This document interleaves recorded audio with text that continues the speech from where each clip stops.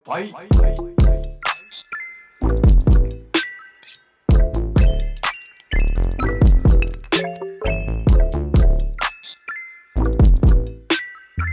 teman-teman semua, hari ini saya dengan Adidan sedang bersama dengan Kang Erwin, yang dimana beliau sempat membuat beberapa platform untuk mobil pada saat di Jepang. Benar itu Kang Erwin? Benar. Kalau boleh tahu, Kang Erwin tuh siapa sih? Umurnya berapa? Lahir di mana? Saya Rian Herwinsyah, lahir di Majalengka, usia 29 tahun. Sekarang menetap di Bandung. Berarti sekarang walaupun lahir di Majalengka, sekarang menetapnya di Bandung Ya, berarti ya? karena kerjaannya di Bandung. Pada saat itu, Kang Erwin tuh kan berarti bikin platformnya di Jepang ya? Iya. Nah, cerita bisa nyampe ke Jepang tuh kayak gimana sih? Pada tahun 2011 itu saya ikut seleksi dari Disnaker Transjabar, lalu lolos ke Bekasi. Sama pada tahun 2011, dan pemberangkatan angkatan 240 AIMU Japan itu tahun 2012.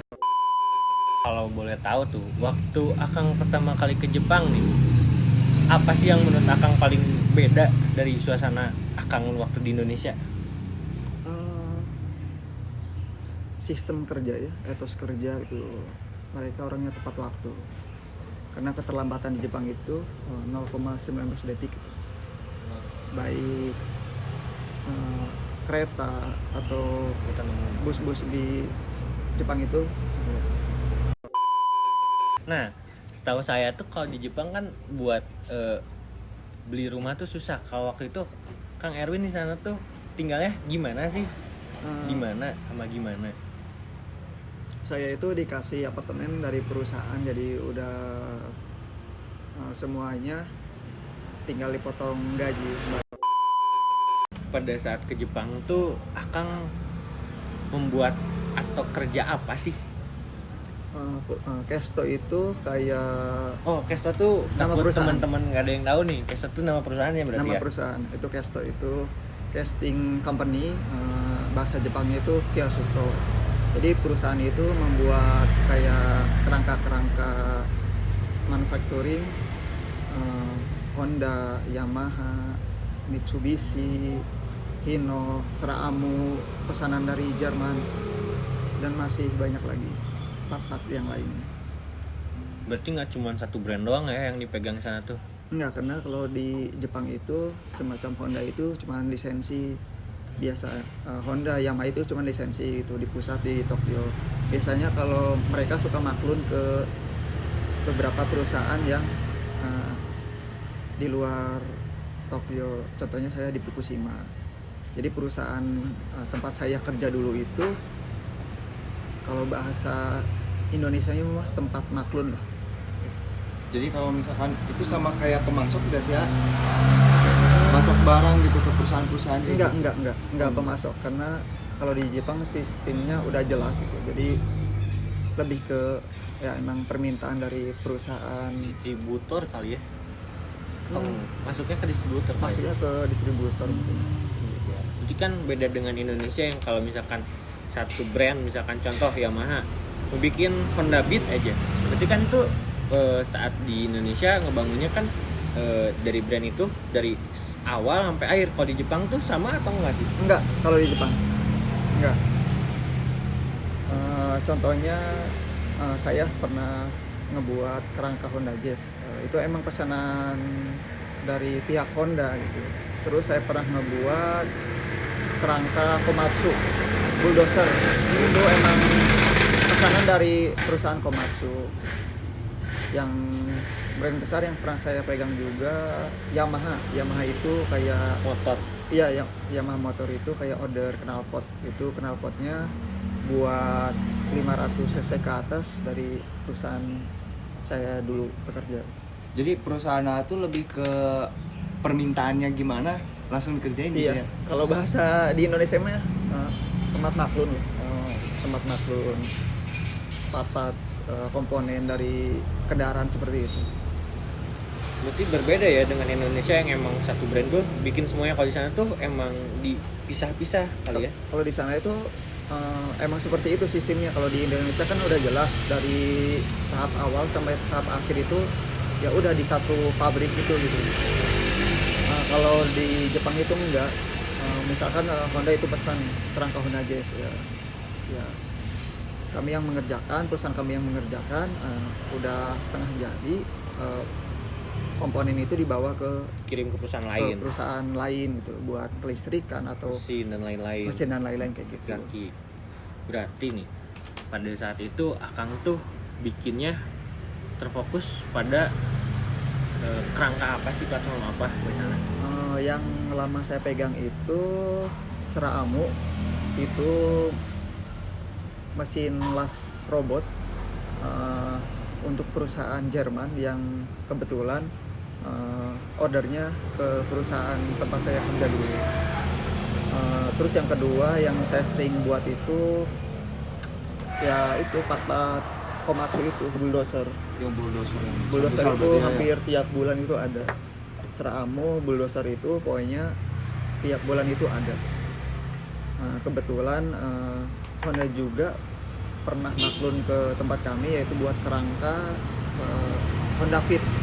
Kalau di Indonesia itu Honda Jazz, cuman kan kalau buat ke Eropa, Thailand atau Taiwan itu namanya Honda Fit, bukan Honda Jazz. Padahal platformnya tuh sama, apa Sama. beda aja? Sama, cuman namanya aja beda. Gitu. Pada saat itu nih, saya kepo nih, kan berarti di situ Akang bermain dengan besi lah ya, maksudnya metal. Ya, Yang dimana metal itu, setahu saya orang awam tuh taunya buat ngecairin metal tuh dipanasin nih. Nah, saya pengen nanya nih ke Akang, kalau misalkan di sana saat Akang di pabrik itu gimana sih suasananya? Apakah emang panas di mana-mana, api?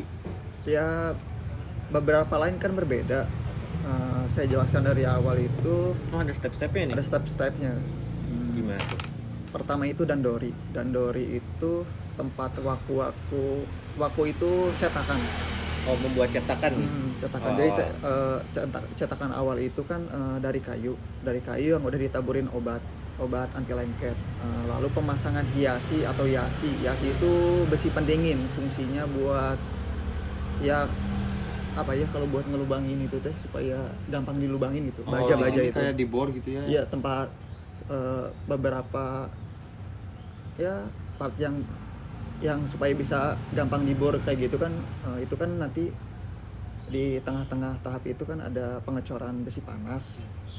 Pokoknya tahap pertama itu dandori, pemasangan hiasi pendingin, waku cetakan. Selanjutnya masuk ke jockey. Jockey itu apa? Jockey itu tempat pemadat pasir. Nah, kalau pasirnya itu udah ada sistem pasirnya itu udah settingan dari perusahaan. Jadi saya kemarin izin ke kepala perusahaan kalau tempat ini tuh tidak boleh diceritakan. Jadi intinya si Cetakan pasir itu yang dari awal enggak, dikasih pasir. si pasir ini kan obat pasir itu obatnya. dikasih obat itu. Cetakan masuk ke dari dandori, cetakan udah siap, masuk ke jockey. Jockey itu tempatnya setting pemadat pasir gitu. Jadi si pasir itu harus dipadatin ya. Pasir yang udah diobatin itu dipadatin. Nah, habis jockey masuk ke pemisah antara waku dan pemisah cetakan besi dan pasir yang sudah dipadatkan. Nah, kalau ini ya harus pinter-pinter karena setiap barang yang mau diproduksi itu beda-beda waktunya. Contohnya buat kerangka Seraamu 5 menit itu harus sudah dilepas. Kalau nggak dilepas tuh bakal gimana Ya hancur. Bakal hancur. Jadi timing sistemnya itu di sini itu sangat jelas. Kalau pesanan contohnya buat Komatsu itu 8 menit itu harus sudah dilepas. Nah, sedangkan yang lepas itu ya tim kerja yang di jockey. Jadi step selanjutnya apa tuh? habis jockey itu Okitongata. Jadi cetakan pasir itu masuk ke line Okitongata. Okitongata itu tempat apa ya? Kayak penyemprotan metanol, cairan metanol ke yaitu ke yang tadi cetakan yang telah dibuat di tempat jockey itu. Gunanya buat apa disemprot metanol itu? Ya kalau nggak disemprot kan nanti cetakan besi panas. Nanti kan di waku itu dimasukin besi panas. Oh ya. Kalau nggak disemprotin metanol itu, ya pasirnya bakal nempel ke besi-besi yang sama sudah aja, jadi. biar nggak nempel kali. Biar nggak nempel. Jadi udah diokitongata, masuk ke lorong pembakaran. Keluar dari lorong pembakaran, itu beda lagi. Yang lain berikutnya itu ada Chisaitongata. Chisaitongata itu buat benda-benda dari tempatnya King Ngata dan Nakago. King Ngata dan Nakago itu yang ngerjain 100% anak-anak Indonesia, karena di dua tempat itu orang Jepang itu bukan yang nggak bisa ya, anak-anak Indonesia aja dari nggak bisa sampai bisa gitu.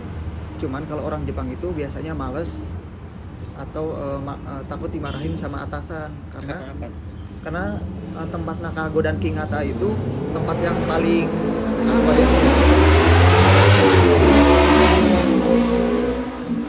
tempat yang paling sangat riskan gitu. Lebih susah pembuatannya daripada jockey. Kalau jockey harus teliti gitu ya. Harus teliti gitu, harus sangat teliti gitu. Salah sedikit kan pasti dimarahin sama atasan kayak gitu.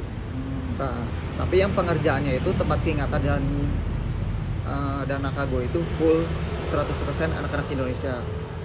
Nah, kalau tempatnya King Ngata dan Nakago, nanti si benda pasirnya itu beda lagi.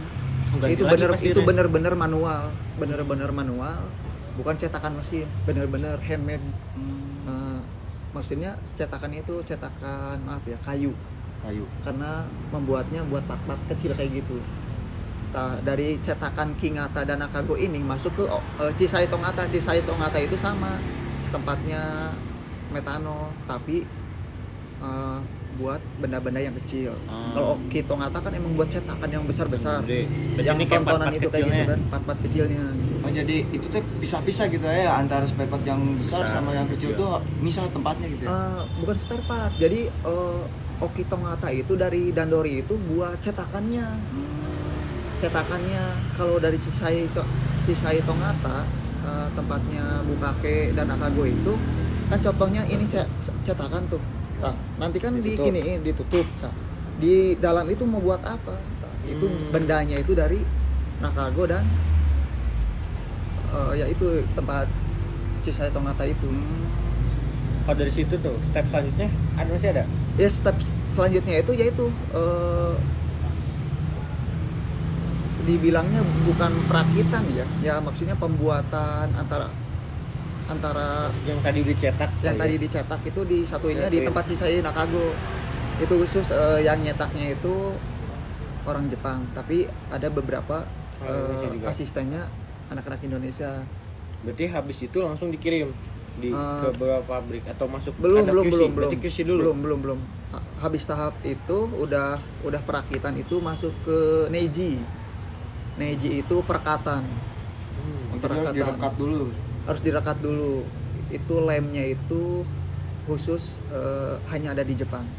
Di negara lain itu tidak ada. Bahkan perusahaan yang ada di Amerika pun lemnya itu tetap ngambil dari Jepang. Oh jadi walau itu hanya dari Jepang masih bisa dijual belikan gitu ya? Bisa. Tapi produk itu hanya ada di Jepang, di dunia itu. Udah Neji masuk ke tahap masuk ke line pengecoran. Line pengecoran itu udah di tahap line pengecoran yang memasukin saya jelaskan dahulu tempat pengecoran ya. Jadi tempat